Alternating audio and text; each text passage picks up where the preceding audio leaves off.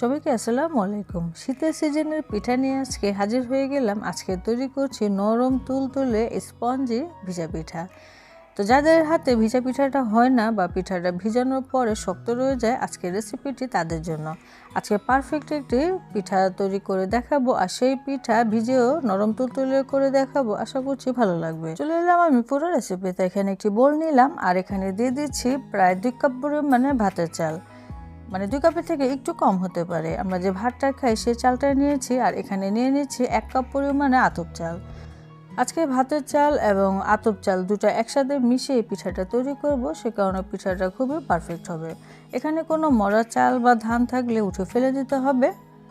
এখন এখানে বেশ পরিমাণে পানি দিলাম। পানি দিয়ে খুব ভালো করে এরকম কষলে কষলে পানি পরিবর্তন করে করে ধুয়ে নিতে হবে। আতপ চালে যেহেতু এমনিতে অনেক ময়লা থাকে, তো বেশ ভালো করে ধুয়ে নিতে হবে।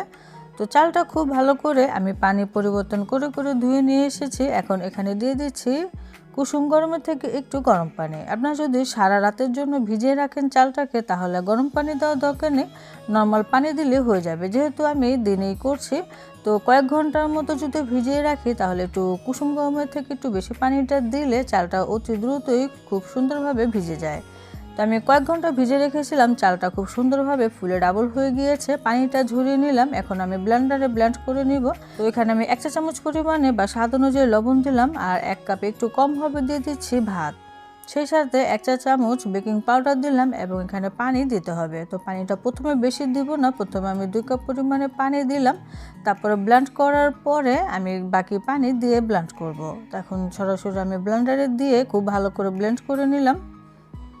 তো একটু ভালো করে ব্লেন্ড করে নিতে হবে, যেন কোনো দানা দানা বা হাতে বাজে এরকম কোনো কিছু না থাকে। তো ভাতটা দিলে পিঠাটা কিন্তু খুবই সুন্দর নরম হবে। আমরা যে ভাত খাই রান্না করে রাখা থাকে, সেখান থেকে হাফ কাপ পরিমাণে ভাত আপনারা দিয়ে দিতে পারেন। তো ব্যাটারটা এরকম হয়েছে। আমি এখানে আরও 2 কাপের মতো পানি দিয়েছিলাম। টোটাল আমি এখানে 4 কাপ পানি দিয়েছি।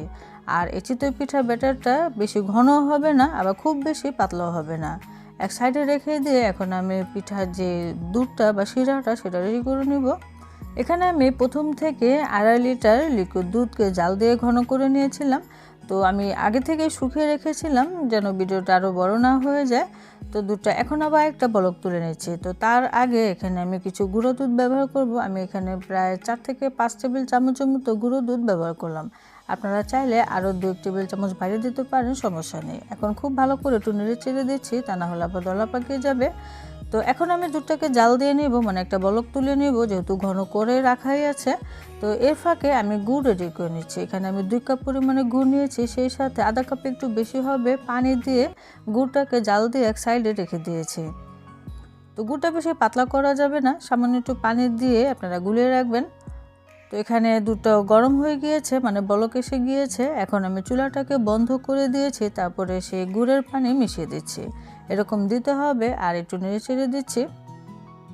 অনেক সময় দেখা যায় দুধে গুড়টা সরাসরি দিলে ফেটে যায়, তো আপনারা চাইলে এভাবে দিতে পারেন, তাহলে আর দুধ ফেটে যাবে না। তো এখানে সামান্য একটু লবণ দিয়ে দিলাম, এতে করে টেস্টটা খুবই ভালো আসবে। গুড় দেওয়ার পরে এখন আমি আরেকটা বলক তুলে নিলাম। তো চিতই পিঠার শিরা কিন্তু একেবারে রেডি হয়ে গিয়েছে, ঢেকে এক সাইডে রেখে দিচ্ছি। এখন আমি এখানে চিতই পিঠা তৈরি করার জন্য একটি খোলা বসিয়েছিলাম। তো আজকে আমি এই খোলাতে চিতই পিঠা তৈরি করব। খুব ভালো করে গরম করে নিয়েছি। তো ঢাকনাটা সহই আপনারা গরম করবেন, মানে ঢাকনা সহ ঢেকে তারপরে খোলাটাকে গরম করে নিতে হবে, তাহলে পিঠাগুলো ভালো হবে। তো সামান্য একটু তেল দিয়ে তারপর আমি একটি পরিষ্কার কাপড় দিয়ে মুছে নিচ্ছি। তো বিসমিল্লাহ বলে পিঠার ব্যাটারগুলি আমি দিয়ে দিচ্ছি। আপনারা চাইলে বড় পিঠাও তৈরি করতে পারেন, আমি আজকে ছোট ছোট পিঠাগুলি তৈরি করছি। এখন ঢেকে অপেক্ষা করছি 2.5 থেকে 3 মিনিট। এর মধ্যে পিঠাটা মাশাআল্লাহ খুব সুন্দরভাবে ফুলে উঠেছে এবং খুব সুন্দরভাবে হয়ে গিয়েছে। তো প্রথম খোলা পিঠাই আমার পারফেক্ট হয়েছে আলহামদুলিল্লাহ। আপনারা চাইলে রেসিপিটি ফলো করে তৈরি করতে পারেন, আমি আশা করছি নিরাশ হবেন না। আর চুলার জালটা কিন্তু মিডিয়ামের থেকে একটু বেশি থাকবে। চুলার জালটা কম থাকলেও পিঠা হবে না, আবার চুলার জালটা অতিরিক্ত বেশি থাকলেও কিন্তু চিতই পিঠা হবে না। তো মিডিয়ামের থেকে একটু বেশি রেখে তারপরে এই পিঠা তৈরি করতে হবে। আর পিঠাগুলো আপনারা দেখে নিশ্চয়ই বুঝতে পারছেন অনেক ছিদ্রযুক্ত হয়েছে এবং নিচে কিন্তু পুড়েও যায়নি, এবং পিঠাগুলো খুবই সফট হয়েছে। আর এই পিঠাগুলো ভিজানোর ফলে দেখা যাবে পিঠাগুলো খুবই সুন্দরভাবে ভিজে যাবে। তো প্রত্যেকবার ব্যাটার দেওয়ার আগ মুহূর্তে আপনারা অবশ্যই এরকম করে একটু মুছে নেবেন, তারপরে পিঠার ব্যাটার দিয়ে দিতে হবে। আমি এখন 4টা দিচ্ছি, মাঝখানে আর দিব না। ব্যাটার দেওয়া হয়ে গেলে ঢাকনাটা দিয়ে ঢেকে অপেক্ষা করছি 2 থেকে 2.5 মিনিট।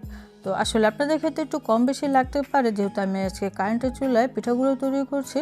তো চুলার জালের উপরে ডিপেন্ড করবে পিঠাগুলো হতে কতটুকু সময় লেগেছে। তো এই খোলা পিঠাও আমার হয়ে গিয়েছে, ভেতরে কিন্তু পিঠার কোনো কাঁচা নেই। তো পারফেক্টভাবে পিঠাগুলো হয়ে গিয়েছে। এখন পিঠাগুলো তুলে নিচ্ছি, আর তোলার সাথে সাথেই কিন্তু আমি সেই দুধের শিরার মধ্যে ভিজিয়ে দেব। পিঠা দেখা যায় বানাতে থাকলে যত সময় যায় পিঠাগুলো ততই ভালো হতে থাকে। তো প্রথম ব্যাচ পিঠা যদি ভালো না হয় মন খারাপের কিছু নেই, পরবর্তীতে ইনশাল্লাহ পিঠাগুলো ভালো হয়ে যাবে। তো প্রত্যেকবার পিঠাগুলো এভাবে আমি তুলে তুলে সরাসরি গরম সেই শিরার মধ্যে দিয়ে দেবো, আর চামচটা দিয়ে পিঠাগুলোকে একটুখানি এভাবে ডুবিয়ে দেবো। তো সবগুলো পিঠা আমি বানিয়ে সেই দুধের শিরায় দিয়েছিলাম। তো আমার পিঠা তৈরি করা হয়ে গিয়েছে। এখন আমি পিঠাগুলো খুব সুন্দরভাবে একটু ডুবিয়ে দিচ্ছি। বেশি একটা নাড়াচাড়া কিন্তু করা যাবে না শিরাগুলো, তা না হলে আবার পিঠাগুলো নষ্ট হয়ে যাবে। সবকটা পিঠা বানিয়ে নেওয়ার পরে একটি পিঠা তুলে আমি দেখিয়ে দিচ্ছি। তো কিছুক্ষণের মধ্যে এটাকে রস ঢুকে পিঠাটা টইটুম্বর হয়ে আছে এবং কতটা স্পঞ্জি হয়েছে আপনারা দেখে নিশ্চয়ই বুঝতে পারছেন। প্রত্যেকটা ছিদ্র থেকে রস বের হচ্ছে। তো আপনারা চাইলে পিঠাটা ঠান্ডা করে সাথে সাথে খেতে পারবেন। তো সারা রাত পরে আমি ফিরে এলাম, সকালে উঠে দেখি পিঠাগুলো আরও রস খেয়ে একেবারে আমার শিরা কমে এসেছে। আমি তো এখানে 2.5 লিটার দুধ জাল দিয়ে 2 লিটার করে নিয়েছি, আপনারা চাইলে দুধের পরিমাণটা আরেকটু বাড়িয়ে দিতে পারেন। তো সকালে আমি পিঠা একটা চেক করে নিচ্ছি। তো পিঠাটা আলহামদুলিল্লাহ খেতে অনেক মজার হয়েছিল। তো আপনারা চেষ্টা করলে ইনশাল্লাহ নিরাশ হবেন না, চোখ বন্ধ করে রেসিপিটি ফলো করতে পারেন। আমি আশা করছি পিঠাগুলো ভালো হবে। সবাই অনেক বেশি ভালো থাকবেন, সুস্থ থাকবেন। আজকের মতো বিদায় নিচ্ছি। আল্লাহ হাফেজ।